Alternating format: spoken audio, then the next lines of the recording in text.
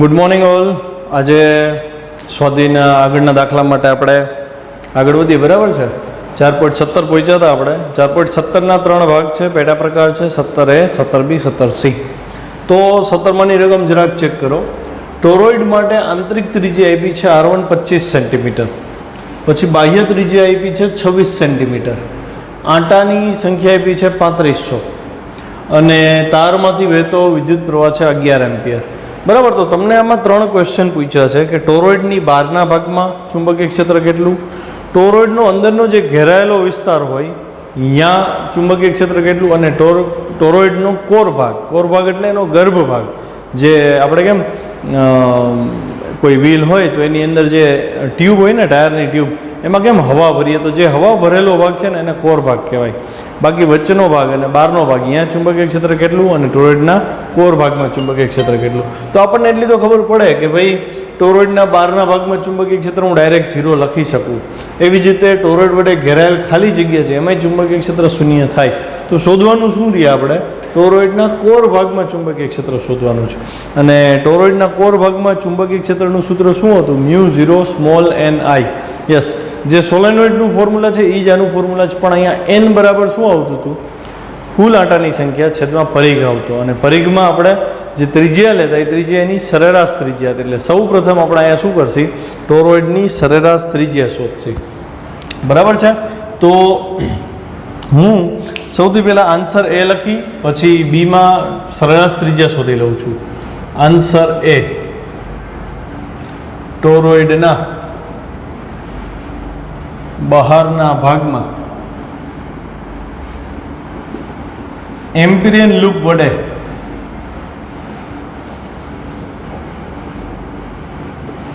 ઘેરાતો પરિણામી પ્રવાહ શૂન્ય હોવાથી ત્યાં ચુંબકીય ક્ષેત્ર B બરાબર 0 થાય. સાવ ખાલી B બરાબર 0 લખીએ એના કરતાં એક વિધાન લખીએ તો વ્યવસ્થિત લાગે. હવે આન્સર B. તો આન્સર B કરવા માટે મારે સૌથી પહેલાં સરેરાશ ત્રિજ્યા ફાઇન્ડ કરવી પડશે. તો સરેરાશ ત્રિજ્યા શું થશે? જો સરેરાશ ત્રિજ્યા R બરાબર R1 પ્લસ R2/2. અહીં ડાયરેક્ટ થઈ જાય એવું છે. 25 ને 26 એની સરેરાશ શું થાય? 25.5. હું અહીં લખું ને 25.5 સેન્ટીમીટર. તો ત્રિજ્યા તમારી પાસે છે. માટે ટોરોઇડના ગર્ભ ભાગ અથવા તો કોર ભાગમાં B બરાબર μ0n I થાય. માટે B બરાબર μ0 N I / 2πr થાય. હું બધી વેલ્યુઝ એપ્લાય કરું તો μ0 છે 4π 10⁻⁷. n આપણને 3500 આપ્યા છે અને તારમાંથી વહેતો પ્રવાહ 11 એમ્પિયર છે. / 2π r ની વેલ્યુ તમને 25.5 સેન્ટીમીટરમાં મળી. એટલે તમે અહીં શું લખશો? 0.255. ઓકે. તો કેલ્સી લ્યો ફટાફટ અને હિસાબ કરો શું આવે છે. હું અહીં કરી લઉં. બરાબર. સૌથી પહેલાં અહીંથી 2π કટ થયા, 2 વધે. 2 × 3500 × 11 અને ડિવાઈડ બાય 0.255. તો આન્સર કંઈક આવે છે 301960. એટલે કે રાઉન્ડ ઓફ કરતાં 3.02 ગુણ્યા 10 અને 0.5 ડેસિમલ ખસે છે ડાબી બાજુ, એટલે 5 ઘાત અને આ -7 ઘાત. એટલે પરિણામી જવાબ કંઈક આવો આવે છે 3.02 × 10⁻² ટેસ્લા. તો તમે જરાક જવાબ ચેક કરજો. બરાબર છે? કંઈ પ્રોબ્લેમ જેવું લાગે તો કહેજો. અને હવે આન્સર સીની વાત છે. તો આન્સર સી માટે કીધું છે ટોરોઇડના અંદરના ભાગમાં. તો અહીંયા ઘેરાયેલો પ્રવાહ શૂન્ય થાય અંદરના ભાગમાં. તો આન્સર સી પણ હું લખી શકીશ કે ભાઈ ટોરોઇડના અંદરના ઘેરાયેલ ભાગમાં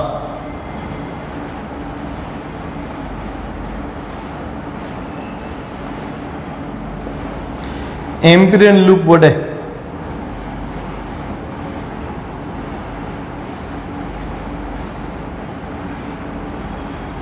ઘેરાતો પ્રવાહ શૂન્ય છે, અને એ શૂન્ય હોય તો સર્કિટલ નિયમ હતો ને, એમ્પિયર સર્કિટલ નિયમ, integration of B dot DL is equal to mu 0 I 0, તો બી પણ 0 થાય, માટે બી બરાબર શૂન્ય. તો 17મો દાખલો આપણો પૂરો થઈ ગયો. હવે 18મો દાખલો છે એ ન્યુમેરિકલ નથી પણ થિયરી બેઝ ક્વેશ્ચન છે, તો એમાં તમારો કોન્સેપ્ટ ક્લિયર હોવો બહુ જરૂરી છે. 18મો ક્વેશ્ચન જો તમને એમ કીધું છે કે એક ચેમ્બર છે અને એમાં એક એવું ચુંબકીય ક્ષેત્ર પ્રસ્થાપિત કર્યું છે કે જે જુદા જુદા બિંદુએ જુદું જુદું છે. મતલબ માની લો કે હું આ રૂમની જ વાત કરું તો આ રૂમની અંદર જે ચુંબકીય ક્ષેત્ર છે એ દિશા એક જ છે, મતલબ નોર્થ છે અને સાઉથ છે, તો બધાય ચુંબકીય ક્ષેત્ર દરેક બિંદુએ ચુંબકીય ક્ષેત્ર આ જ દિશામાં છે. પણ માની લો કે અહીંયા એ બિંદુ છે તો એ 5 ટેસ્લા છે, અહીંયા 4 ટેસ્લા છે, એમ અલગ અલગ બિંદુએ એનું મૂલ્ય જે છે એ અલગ અલગ છે. બરાબર છે, મૂલ્ય અલગ છે, દિશા સમાન છે. હવે તો તમને એમાં ક્વેશ્ચન આપ્યો છે કે આપણને જે દિશા આપી છે ઉત્તરથી દક્ષિણની, રકમમાં પૂર્વથી પશ્ચિમ આપી છે. બરાબર. પહેલો ક્વેશ્ચન એમ કહે છે કે એક વિદ્યુતભારિત કણ જો આ ચેમ્બરમાં દાખલ થાય અને આવર્તન અનુભવ્યા વગર અચળ ઝડપે સુરેખ માર્ગે પસાર થાય તો આ કણના પ્રારંભિક વેગ વિશે તમે શું કહી શકો? હવે આ વસ્તુ સમજવા જેવી છે. જો ચુંબકીય ક્ષેત્રની દિશા ફિક્સ છે, માની લો કે આ પૂર્વ છે, આ પશ્ચિમ છે, તો પૂર્વથી પશ્ચિમ તરફ એની દિશા છે અને આની અંદર એક વિદ્યુતભારિત કણ પ્રવેશે છે. બરાબર. હવે આવર્તન નથી અનુભવતો, એનો મતલબ શું થયો? એની પર કોઈ બળ લાગતું નથી. બળ ક્યારે ન લાગે? બરાબર. આપણે એવું ભણ્યા હતા લોરેન્સ બળમાં કે જ્યારે વી વેગથી ગતિ કરતો કણ ચુંબકીય ક્ષેત્રમાં દાખલ થાય તો એની ઉપર બળ લાગે, અને એ બળ કેટલું થાય? તો આપણે એનું સોલ્યુશન આમ લખીએ, અહીં લોરેન્સ બળ પ્રમાણે ક્યુ ઇન્ટુ વી ક્રોસ બી થઈ, પણ આવર્તન અનુભવતો નથી, આવર્તન નથી અનુભવતો એટલે બળ 0 થઈ. આવર્તન ન હોવાથી એફ એમ બરાબર શું થાય? 0 થઈ. બરાબર. અચ્છા, માની લો કે એની ઉપર કંઈક બળ એફ એમ બરાબર 0 થયું, તો તમને કીધું છે એના પ્રારંભિક વેગ વિશે તમે શું કહી શકો?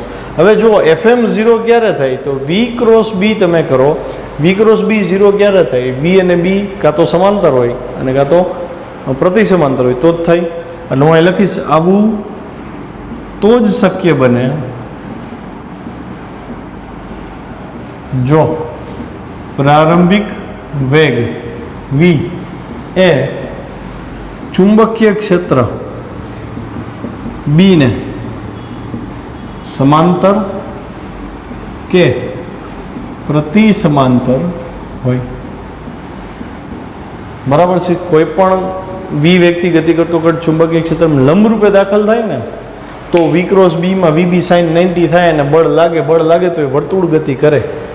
બરાબર. અહીં તમને રકમમાં જ કીધું છે આવર્તન અનુભવતો નથી, મતલબ કે માની લો કે આ પૂર્વથી પશ્ચિમ છે તો ઇલેક્ટ્રોને એ જ દિશામાં જવો જોઈએ, અથવા તો સામો આવતો હોવો જોઈએ, અથવા તો કોઈ પણ વિદ્યુતભારિત કણ ચુંબકીય ક્ષેત્રને પેરેલલ કે એન્ટી પેરેલલ ગતિ કરતો હોવો જોઈએ, અને એવું થાય તો ને તો જ એનું આવર્તન થાય નહીં. હવે માની લો કે મેગ્નેટિક ફિલ્ડ આમ જતું હોય અને ઇલેક્ટ્રોન આ તરફ આવે તો વેગ અને બી બે પરસ્પર લંબ થયા, તો વી ક્રોસ બી આવી રીતે ભ્રમણ થાય, તો એ જે વિદ્યુતભારિત કણ દાખલ થશે એની ઉપર નીચે તરફ બળ લાગે જો ધન વિદ્યુતભાર હોય, તો ઋણ વિદ્યુતભારિત બળ હશે તો એની ઉપર તરફ બળ લાગશે અને અહીંથી યુ ટર્ન મારીને પાછો જશે.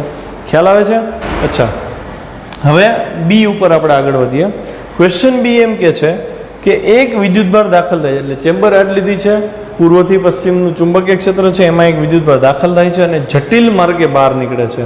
જટિલ માર્ગે બહાર નીકળે એનો મતલબ શું થયો કે વેગ અને બી પેરેલલ કે એન્ટી પેરેલલ નથી, મતલબ કે વેગ અને ચુંબકીય ક્ષેત્ર વચ્ચે કંઈક ને કંઈક ખૂણો છે, જેથી કરીને જે વિદ્યુતભારિત કણ છે, બરાબર છે, એ વિદ્યુતભારિત કણ સતત આવર્તન અનુભવતો જટિલ માર્ગ પસંદ કરી અને પછી ચેમ્બરની બહાર નીકળે છે.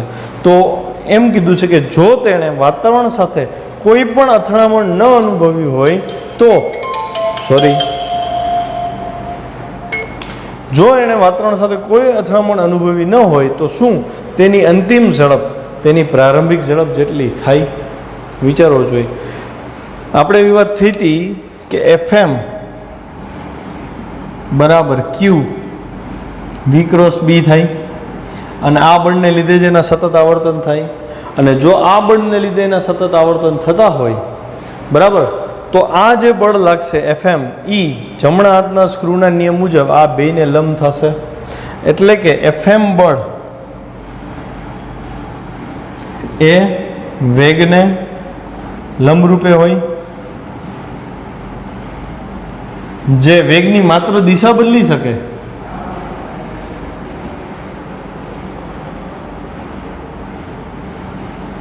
મૂલ્ય નહીં. આનો મતલબ શું થયો?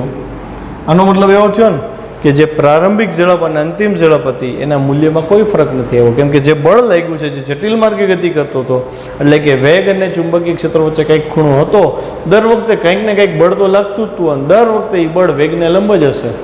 અને જો વેગને લંબ હોય તો એ માત્ર ને માત્ર એની દિશા બદલી શકે, એનું મૂલ્ય બદલતું નથી. તેથી અંતિમ ઝડપ અને પ્રારંભિક ઝડપ સમાન હશે.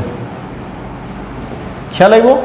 સીમાં જુઓ, સી એમ કે છે કે પશ્ચિમથી પૂર્વ તરફ ગતિ કરતો એક ઇલેક્ટ્રોન ઉત્તરથી દક્ષિણ દિશામાં નિયમિત, ટેક્સ્ટબુકમાં ચુંબકીય ક્ષેત્ર લખ્યું છે પણ ખરેખર વિદ્યુત ક્ષેત્ર આવે, નિયમિત વિદ્યુત ક્ષેત્ર ધરાવતી ચેમ્બરમાં દાખલ થાય છે. અને તમને એમ કહે છે કે નિયમિત ચુંબકીય ક્ષેત્રને કઈ દિશામાં લગાડો કે જેથી ઇલેક્ટ્રોન કોઈ પણ કોણાવર્તન અનુભવ્યા વગર સીધી રેખામાં ગતિ કરે. બરાબર, પહેલાં રકમ આપણે 3 ડાયમેન્શનમાં સમજીએ. માની લો કે એક હું હોરિઝોન્ટલ પ્લેન લઉં છું આવી રીતે, બરાબર, તો આ હોરિઝોન્ટલ પ્લેન છે, નોર્થ સાઉથ ઈસ્ટ વેસ્ટ તમે આ જ સમતલમાં લેવાનું છે તમારે, જેથી કરીને તમને અન્ડરસ્ટેન્ડિંગમાં વાંધો ન આવે. તો હું અહીંયા આ જે ડિરેક્શન છે આને ઈસ્ટ, એટલે આપણો ઈસ્ટ થશે, આ બાજુ વેસ્ટ થશે. તો નોર્થ સાઉથ આ જ સમતલમાં લેવાનું છે તમારે, એટલે તમે સમજી શકો હું શું કહેવા માગું છું, બરાબર. તો અહીંયા નોર્થ આવશે અને અહીંયા સાઉથ આવશે, આ રીતે છે. ઇલેક્ટ્રોન તમને કીધું છે પશ્ચિમથી પૂર્વ તરફ જાય છે, એટલે આ પશ્ચિમ થયું, આ પૂર્વ થયું, મારી તરફ નોર્થ થયું અને સામેની બાજુ સાઉથ થયું. આવી રીતે ઇલેક્ટ્રોન આમ આવે છે.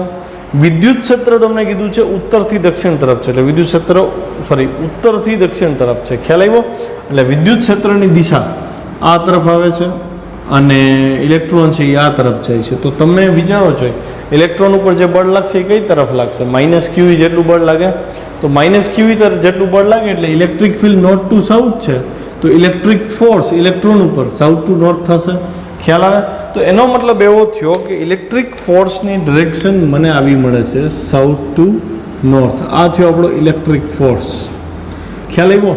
તો ઇલેક્ટ્રિક ફોર્સ આ તરફ છે. તો તમને એમ કીધું છે રકમમાં કે ઇલેક્ટ્રોન કોણાવર્તન ન અનુભવવું જોઈએ. કોણાવર્તન ન અનુભવે તે માટે જરૂરી છે કે નેટ ફોર્સ 0 થવું જોઈએ. એનો મતલબ આટલા જ મૂલ્યનું પણ એનાથી વિરુદ્ધ દિશાનું કંઈક બળ લાગુ પડવું જોઈએ. એના માટે તમને કીધું ચુંબકીય ક્ષેત્ર એપ્લાય કરવાનું. તો હું આ બળને FM કહી દઉં, તો FM અને FE બે સમાન મૂલ્યના થાય તો એ ડિફ્લેક્શન થયા વગર બહાર જઈ શકે. બરાબર? તો તમને કીધું છે ચુંબકીય ક્ષેત્ર કઈ દિશામાં રાખશો. હવે આપણે જોઈએ, થોડુંક લોજિકથી કરીએ, પછી મેથેમેટિક્સથી નહીં કરશી. ઇલેક્ટ્રોન જે હતો એ આ તરફ ગતિ કરે છે, એટલે કે પશ્ચિમથી પૂર્વ તરફ ગતિ કરે છે. ઓકે, તો FM ઇઝ ઇક્વલ ટુ હું શું લખું? -E V ક્રોસ B લખી શકું ને? ખ્યાલ આવ્યો? આ માઇનસ હું આને ઇન્વોલ્વ અંદર કરી દઉં તો અહીંયા આવે E into B cross V થઈ જશે. એનો મતલબ એવો થયો કે FM જે છે તમારી પાસે FMની દિશા છે, બરાબર છે, B ક્રોસ V કરતાં FMની દિશા મળે એવી રીતે તમે સેટઅપ કરો તો તમે જોઈ શકો છો કે વેગ જે છે એ વેસ્ટ ટુ ઈસ્ટ, એટલે કે આ ડિરેક્શનમાં મળે છે. આ વેલોસિટી છે, બરાબર. તો V અને B ની દિશા કેમ રાખશો કે જેથી FM આમ આવે? બરાબર છે, સમજજો. V આમ છે, B તમારે શોધવાનો છે અને FM આમ છે. તો આ V છે, આ FM છે, તો B કઈ બાજુ રાખશો? તો સ્ક્રૂ આમ જવો જોઈએ, એટલે સ્ક્રૂનું ભ્રમણ મારે આમ કરાવવું પડે. બરાબર? સ્ક્રૂનું ભ્રમણ આમ કરાવવું તો આપણે સાઉથ તરફ આપણને પરિણામી બળ મળે. તો સ્ક્રૂનું ભ્રમણ આમ કરાવવા માટે મારે શું કરવું પડે? વી ક્રોસ બી કરવું પડે. વી ક્રોસ બી કરવું તો આમ થાય, પણ અહીંયા કરવાનું છે બી ક્રોસ વી, કેમ કે આ માઇનસ સાઇન ભાગ ભજવે ને એમાં. એટલે હવે બી નીચે રાખવું અને બી ક્રોસ વી આમ ફેરવીએ આપણે તો સ્ક્રૂ આગળ જાય. એનો મતલબ મેગ્નેટિક ફિલ્ડ કઈ તરફ આવ્યું? નીચે તરફ આવ્યું. તો હું અહીંયા જો દર્શાવવા માગું તો 3 ડાયમેન્શનમાં મારે દર્શાવવું પડે આવી રીતે. આ થયું મેગ્નેટિક ફિલ્ડ. આ તો મેં સૈદ્ધાંતિક રીતે સમજૂતી આપી. તમે મેથેમેટિક્સથી નહીં આ વસ્તુને સાબિત કરી શકો. કેવી રીતે? તો જુઓ ધ્યાનથી. તમને કીધું છે કોણાવર્તન ન થાય તો પરિણામી બળ શું હોય?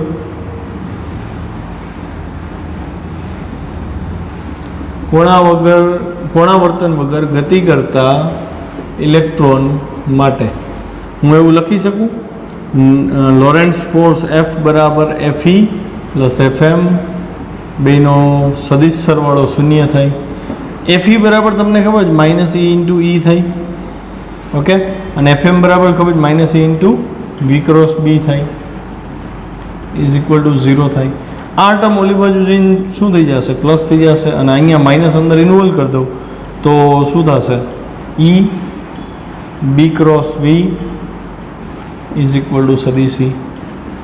બે બાજુથી E કટ થઈ ગયા તો B cross V is equal to E થાય ને. એનો મતલબ એવો થયો તમારી પાસે ઈની દિશા છે, વીની દિશા છે, બીની એવી દિશા ચૂઝ કરો કે જેથી તમને ઇલેક્ટ્રિક ફિલ્ડ ઈની દિશા મળે. બી ક્રોસ વી, વી તમારી પાસે આમ છે. ઇલેક્ટ્રિક ફિલ્ડ તમને નોર્થ ટુ સાઉથ કીધું હતું, બરાબર છે? તો હવે તમે બી ક્રોસ વી કરો છો એવી રીતે કરો કે જેથી ઈની દિશા મળે. તો હું બે શક્યતા બને, કેમ કે ઈ બી અને વી બેને લંબ થાય. તો બી હું અહીંયા ઈને લંબ લઉં છું, તો મેગ્નેટિક ફિલ્ડ નીચે લઉં તો જુઓ તમે ધ્યાનથી, જમણા હાથનો સ્ક્રૂ રાખવું અને બી ક્રોસ વી એટલે આવી રીતે ઘુમાવું તો સ્ક્રૂ બહાર નીકળે, એટલે કે સાઉથ ડિરેક્શનમાં ઇલેક્ટ્રિક ફિલ્ડની ડિરેક્શન આવે જે આમાં આપેલું છે. આમ ચુંબકીય ક્ષેત્રની દિશા આપેલ સમતલને લંબ રૂપે નીચે તરફ મળે. ખ્યાલ આવે છે? હજી એકવાર સમજી લઈએ. ઇલેક્ટ્રોન આ તરફ ગતિ કરે છે, બરાબર છે? ઇલેક્ટ્રિક ફિલ્ડ આ તરફ આવે છે, બરાબર છે? Sorry, my mistake. આ નોર્થ છે, આ સોરી વેસ્ટ છે, ઈસ્ટ છે, મારી બાજુ નોર્થ છે અને સાઉથ છે. તો વેસ્ટ ટુ ઈસ્ટ ઇલેક્ટ્રોન જાય છે, એટલે પશ્ચિમથી પૂર્વ તરફ ઇલેક્ટ્રોન જાય છે. વિદ્યુત ક્ષેત્ર ઉત્તરથી દક્ષિણ કીધું છે ને, તો મારા તરફથી તમારી તરફ આવે છે, એટલે વિદ્યુત ક્ષેત્ર ઉત્તરથી દક્ષિણ જાય. ઇલેક્ટ્રોન ઉપર બળ કઈ દિશામાં લાગે? તો કે વિદ્યુત ક્ષેત્ર આ તરફ આવતું હોય તો વિદ્યુત બળ ઇલેક્ટ્રોન ઉપર મારી તરફ લાગે, કેમ કે ઇલેક્ટ્રોન વિદ્યુત ક્ષેત્રમાં વિરુદ્ધ દિશામાં ગતિ કરે. એટલે જે પરિણામી બળ લાગ્યું Fe એ આ તરફ લાગ્યું. તમારે ચુંબકીય બળ આ તરફ લગાડવું પડે કે જેથી ઇલેક્ટ્રોનનું પુનરાવર્તન થાય નહીં. ચુંબકીય બળ આ તરફ લાગતું હોય તો એ ક્યારે શક્ય બને? તમને ખબર ચુંબકીય બળ એટલે E into V cross B થાય. તો આ આપણો વી છે, તો હું જો બીને નીચે લઉં તો વી ક્રોસ બી કરું ને તો એ મારી તરફ આવે. જ્યારે બળ આપણે આમ લગાડવું ને પણ ઇલેક્ટ્રોન ગુણાયેલો છે એટલે મારી તરફના બળને ઇલેક્ટ્રોનની સાઇન મળે તો એ તમારી તરફ થઈ જાય. એટલા માટે ફરીથી આ તરફ આવે અને પરિણામી ચુંબકીય ક્ષેત્ર નીચે તરફ મળે. ઓકે, તો 18મો દાખલો અહીંયા પૂરો થાય છે. રકમ જોઈ લો. કેથોડ ગરમ થવાથી ઉત્સર્જેલ એક ઇલેક્ટ્રોન 2 કિલોવોલ્ટ વિદ્યુત સ્થિતિમાનના તફાવત વડે પ્રવાહિત થાય છે. મતલબ કે એક ઇલેક્ટ્રોનને 2 કિલોવોલ્ટથી પ્રવાહિત કર્યો છે અને એ કેથોડમાંથી ઉત્પન્ન થાય છે અને ચુંબકીય ક્ષેત્ર લાગુ કર્યું છે 0.15 પેસ્કલ. તો તમને આમાં બે ક્વેશ્ચન આપ્યા છે. ક્વેશ્ચન એ એવું કહે છે કે જો આ ક્ષેત્ર પ્રારંભિક વેગને લંબ હોય, એટલે કે ચુંબકીય ક્ષેત્ર B અને વેગ બે લંબ છે તો, અને બીજો ક્વેશ્ચન એમ છે કે જો ચુંબકીય ક્ષેત્ર પ્રારંભિક વેગ સાથે 30 ના ખૂણે હોય તો બે કિસ્સામાં ઇલેક્ટ્રોન જે ગતિ કરશે એની ત્રિજ્યા શોધવાની છે. બરાબર છે? તો આપણે લોરેન્ટ્ઝ ફોર્સનું ફોર્મ્યુલા હતું ને Fm q * v × p. બસ તો એ સૂત્રથી આપણે આગળ વધીએ અને સોલ્વ કરીએ. જો શું કરવાનું છે, સૌથી પહેલા તો હું વેગ શોધી લઉં છું. બરાબર, વેગ આપણને આપેલો નથી, વેગ વગર દાખલો થશે નહીં, પણ તમને વોલ્ટેજ આપી દીધા. વોલ્ટેજ ઉપરથી વેગ કેમ શોધાય એના માટેની ટેકનિક જોઈ લો. MCQ માં આ ઉલ્લેખ જરૂરી થઈ જશે. ઓકે,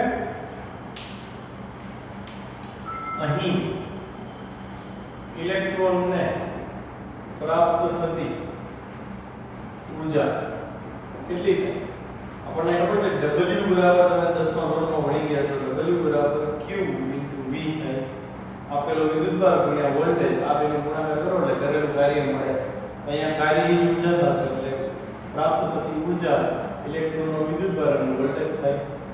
અને ઇલેક્ટ્રોનને મળેલી આ ઊર્જા જ ગતિ ઊર્જામાં રૂપાંતર પામે. બરાબર છે? માટે ઇલેક્ટ્રોનની ગતિ ઊર્જા 1/2 mv² બરાબર eV થાય.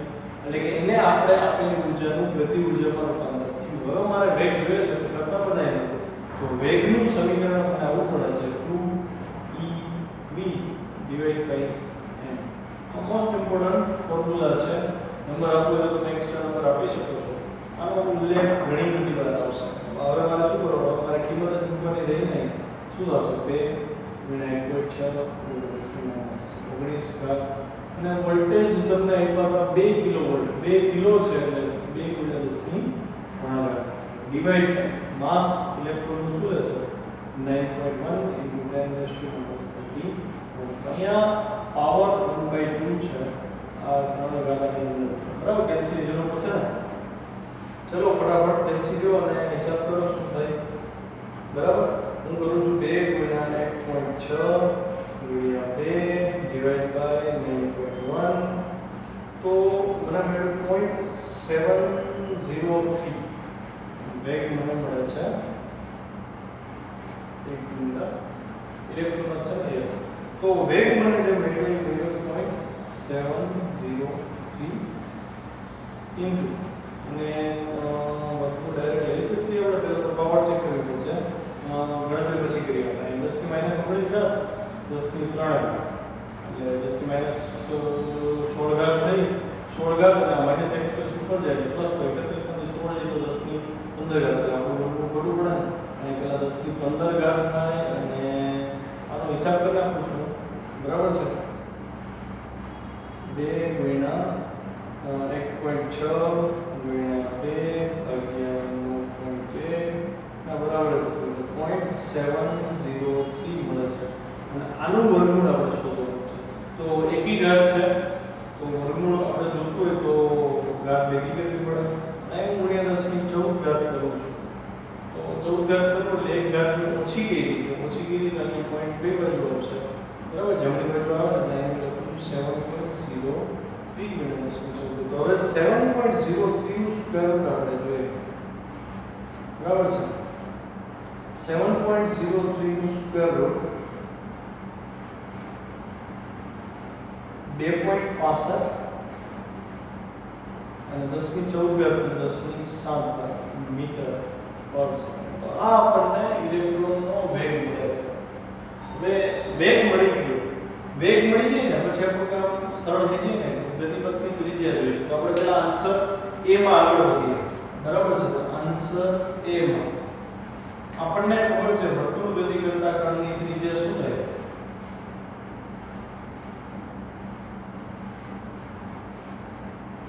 સમીકરણ યાદ છે? આપણે r બરાબર mv/qb લઈશું. યાદ આવી? યાદ ન આવતું હોય ને તો રફ કેલ્ક્યુલેશન આપી દો. mv²/r = qb લખીશું. જો બે પરસ્પર લંબ હોય v અને q તો bb sin n ની 1 થઈ જાય. બે બાજુ તો એક qb જાય આપણે કરતા બનાવી એટલે r બરાબર શું આવે? mv/qb. તો બસ મેં સિમ્પલ ફોર્મ્યુલા જ યુટિલાઇઝ કર્યું છે. તો હવે હું અહીં શું કરીશ? કિંમત મૂકી દઈશ. ઇલેક્ટ્રોનની બરાબર ઇલેક્ટ્રોનનું દળ 9.1 × 10⁻31 ઇન્ટુ વેલોસિટી આપણે ગોતી લીધી છે 2.65 × 10⁻7 ડિવાઇડ બાય q એટલે ઇલેક્ટ્રોનનો ચાર્જ 1.6 × 10⁻19 અને મેગ્નેટિક ફિલ્ડ તમે આપ્યું છે 0.15 ટેસ્લા. તો કેલ્સીની જરૂર પડશે. ફરીથી જો ગણતરી કરો તમે 9.1 × 2.65 ડિવાઇડ બાય 1.6 ડિવાઇડ બાય 0.15 તો કંઈક જવાબ આવે છે 100.47 ગુણ્યા 10 ની કેટલી ઘાત થાય એ ચેક કરીએ. 31 7 જાય તો 34 24 વધે છે અને 24 આ -19 છે ઉપર જાય પ્લસ થાય તો -24 + 19 એટલે -5 થાય એટલે આથી -5 બરાબર છે હજી જો હું રાઉન્ડ ઓફ કરું તો ઓલમોસ્ટ એવું થાય 1.00 * 10⁻³ મીટર આ મીટરમાં છે જો હું લખું તો આવી થઈ શકે 1.004 મિલીમીટર એનો મતલબ એવો થયો જો ઇલેક્ટ્રોન લંબરૂપે દાખલ થશે તો એ જે વર્તુળ ગતિ કરશે એની ત્રિજ્યા 1.004 મિલીમીટર જેટલી થશે હવે આન્સર બી માં આપણે આન્સર બી શું કહે છે ક્વેશ્ચન બી એમ કહે છે જો આ ક્ષેત્ર પ્રારંભિક વેગ સાથે 30 નો ખૂણો બને તો ઇલેક્ટ્રોનના ગતિવેગની ત્રિજ્યા કેટલી તો હું એમાં ફરીથી આ જ ફોર્મ્યુલાનો ઉપયોગ કરીશ જો કેવી રીતે કરવાનું છે આન્સર બી બરાબર વેગ તો આપણે શોધી લીધું એટલે બીજી વારની ગણતરી નહીં આવે આપણે લખી શકીએ અહીં ઇલેક્ટ્રોન પર લાગતું લોરેન્ટ્ઝ બળ q v b sin θ લાગે બરાબર અચ્છા આજ બળ જરૂરી કેન્દ્રગામી બળ એટલું મળે ને તો તમે લખો ને mv²/r બરાબર q v b sin θ બે બાજુથી v કટ થઈ જાય તો r બરાબર શું મળ્યું m v sin કેટલા આવશે mv²/r q v b sin 30 અચ્છા અહીંયા ધ્યાનમાં એ રાખવું અહીંયા જે વેગ છે એ તમારો લંબ ઘટક છે એટલે આ સમીકરણ તમે યુટિલાઇઝ નહીં કરી શકો તમારે અહીંયા યુટિલાઇઝ કરવું પડે આવી રીતે r બરાબર m v perpendicular by q યાદ આવે હેલિકલ કોન્સેપ્ટ મેં ભણાવ્યો હતો અને વર્તુળાકાર કોન્સેપ્ટ ભણાવ્યો હતો એમાં આપણે વાત કરી કે હેલિકલ ગતિ માટે જવાબદાર વેગનો સ્પર્શી ઘટક હતો ચુંબકીય ક્ષેત્રને સમાંતર ઘટક હોય ને એ હેલિકલ ગતિ કરે અને ચુંબકીય ક્ષેત્ર લંબ ઘટક હોય ને એ વર્તુળ ગતિ કરે એટલે વર્તુળ ગતિ કરતી ત્રિજ્યા જોઈએ તો r બરાબર mv perpendicular by q એટલે કે v perpendicular એ ચુંબકીય ક્ષેત્રના લંબ ઘટક થાય v perpendicular એટલે v sin 30 થાય એટલે સીધી કિંમત મૂકવાની આની કઈ જરૂર પડે નહીં તો m ઇલેક્ટ્રોનનું દળ 9.1 × 10⁻31 અને અહીંયા હું લખી શકું mv sin 30 divide by q અને sin 30 એટલે સોરી વેલોસિટી તમે ગોતી લીધી છે 2.65 × 10⁻7 into sin 30 / 2 all divided by q ની વેલ્યુ શું છે તો 1.6 × 10⁻19 into magnetic field છે 0.1 તો ફરીથી કેલ્સી લઈએ અને હિસાબ કરીએ બરાબર આમ જુઓ તો 9.1 2.65 અને 6.50 બધું બરાબર છે ડિવાઇડ બાય 2 આમાં એડ થયા તો આના ડિવાઇડ બાય 2 કરો તો ડાયરેક્ટ જવાબ થઈ જાય ને કેલ્સીની જરૂર ન પડે 1.00 છે એનું ડિવાઇડ બાય 2 કરીએ તો 0.5 into 10⁻³ મીટર એટલે કે 0.5 mm રેડિયસ આપણી ખ્યાલ આવ્યો ન્યુમેરિકલ ઓવર થઈ ગઈ હવે ક્વેશ્ચન નંબર 4.20 કરતા પહેલા તમને એક થિયરી યાદ કરો આપણે હેલ્મહોલ્ટ્ઝ સૂત્રની વાત થઈ યાદ આવે હેલ્મહોલ્ટ્ઝ સૂત્ર કેવી રીતે હતું તો આપણે એક લૂપ પછી બીજી લૂપ અને બે એક જ એક્સિસ ઉપર બેની નજીક ગોઠવતા હતા અહીંથી આ ડિસ્ટન્સ r હતું અહીંથી આ ડિસ્ટન્સ એટલે કે બેની રેડિયસ r હતી અને બે લૂપના સેન્ટર હતા ને એની વચ્ચે ડિસ્ટન્સ એક r હતું અને આપણે એક દાખલો એવો ગણ્યો હતો કે આ બેનું જે મધ્ય બિંદુ છે એના નજીકના ભાગમાં ચુંબકીય ક્ષેત્ર સમાન હોય યાદ આવે છે અને એ ચુંબકીય ક્ષેત્ર 0.72 μ0 ni/r જેટલું હોય આવી આપણે ચર્ચા કરી પાછો એ જ રિલેટેડ ન્યુમેરિકલ આવે છે તમને કીધું છે હેલ્મહોલ્ટ્ઝ સૂત્રની મદદથી નાના વિસ્તારમાં 0.75 મૂલ્યનું નિયમિત ચુંબકીય ક્ષેત્ર ઉત્પન્ન કરવામાં આવે છે માની લો કે નાનો વિસ્તાર અહીંયા છે તો આ નાના વિસ્તારમાં નિયમિત ચુંબકીય ક્ષેત્ર ઉત્પન્ન થઈ હેલ્મહોલ્ટ્ઝ સૂત્રની મદદથી બરાબર છે આ જ વિસ્તારમાં ગૂંચળાઓની સામાન્ય અક્ષને નિયમિત લંબરૂપે સ્થિર વિદ્યુત ક્ષેત્ર છે તો ગૂંચળાની અક્ષ આ છે ચુંબકીય ક્ષેત્ર ધારો કે આમ જાય છે બરાબર છે તો એને લંબરૂપે તમને એમ કીધું છે કે વિદ્યુત ક્ષેત્ર લીધું છે તો આ વિદ્યુત ક્ષેત્રની દિશા આપણે આવી રીતે તો રેડ લાઈન જે છે વિદ્યુત ક્ષેત્ર દર્શાવે છે બરાબર છે બ્લુ લાઈન જે છે એ આપણને મેગ્નેટિક ફિલ્ડ દર્શાવે છે તો તમે જોઈ શકો છો કે અહીંયા વિદ્યુત ક્ષેત્ર અને મેગ્નેટિક ફિલ્ડ બે આ ભાગમાં બરાબર છે અહીંયા દર્શાવીએ તો મેગ્નેટિક ફિલ્ડ જે છે અને લંબ. હવે તમને એમ કહે છે કે 15 કિલો વોલ્ટ વડે પ્રવાહિત થયેલો એક વિદ્યુતભારે કણ છે, સોરી એની સાંકડી કિરણાવલી છે. ઈ કિરણાવલી આ વિસ્તારમાં બંને ગુંચળાની અક્ષ તથા સ્થિર વિદ્યુત ક્ષેત્ર બેયને લંબ રૂપે દાખલ કરે છે. મતલબ તમારે કિરણાવલી વિચારવાની છે, શેની બનેલી છે પૂછ્યું છે. તો એવી કિરણાવલી કે જે વિદ્યુત ક્ષેત્રને લંબ હોય, ચુંબકીય ક્ષેત્રને લંબ હોય, એવી રીતે આમાંથી પસાર થાય છે.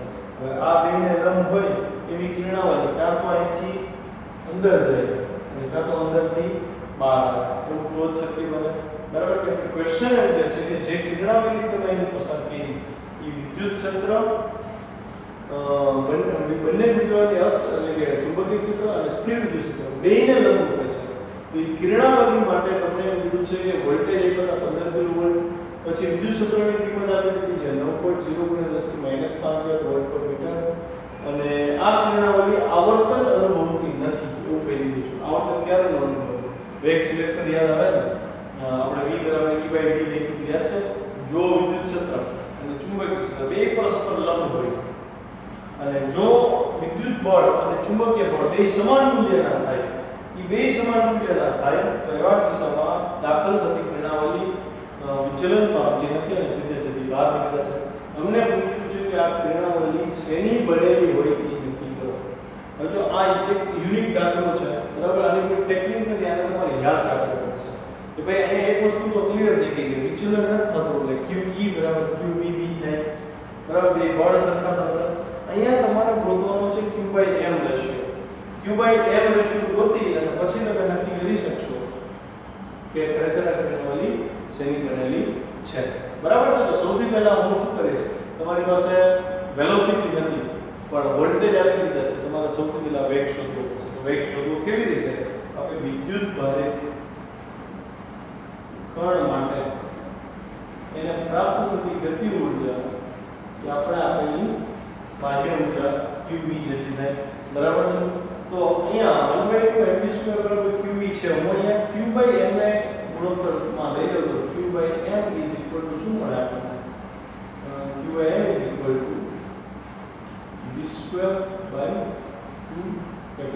મળે. ઓકે. તો તમને વિદ્યુત ક્ષેત્ર આપી દીધું છે, ચુંબકીય ક્ષેત્ર આપી દીધું છે અને ખબર છે વેગ સિલેક્ટર હતો અહીંયા. તો વેગ સિલેક્ટર માટે મુસાફરી છે v = e/v.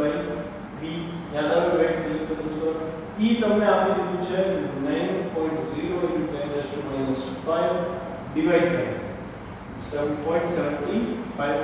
તો હિસાબ કરીએ આપણે 9/0.75. 9/0.75 આપણને મળે છે 12. એટલે જો એવું લખીશ અહીંયા 12 × 10⁻⁵ મીટર પર સેકન્ડ. આ આપણને વેગ મળી ગયો, વેલોસિટી સિલેક્ટ કરો. તો વેગ છે, વોલ્ટેજ છે, તો Q/m મળી જાય. તો Q/m શું આવે છે ને આપણે જોઈએ. Q/m = 12/104 ×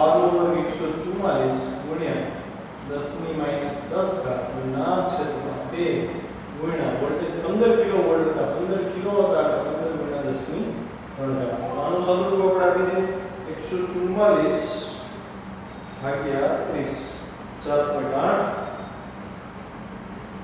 ગુણ્યા 10⁻⁻10⁻⁻0 છે.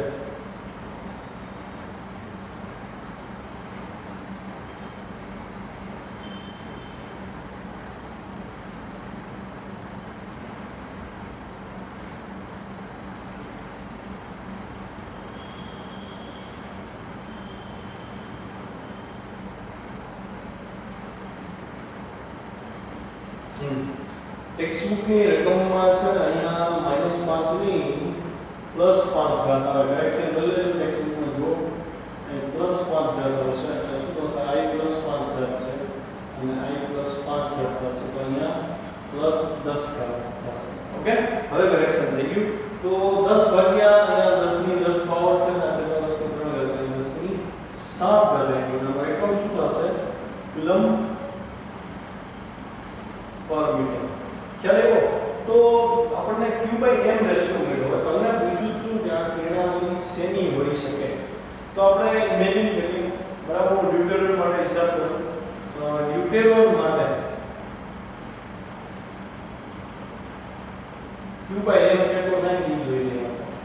ડ્યુટેરોન માટે શું થાય છે? ડ્યુટેરોન શું છે એકચ્યુઅલી? ડ્યુટેરોનના ન્યુક્લિયસમાં એક પ્રોટોન છે અને એક ન્યુટ્રોન છે. એટલે કે એની પાસે દળ 2 પ્રોટોન જેટલું હોય, બીજી પર 1 પ્રોટોન જેટલું છે.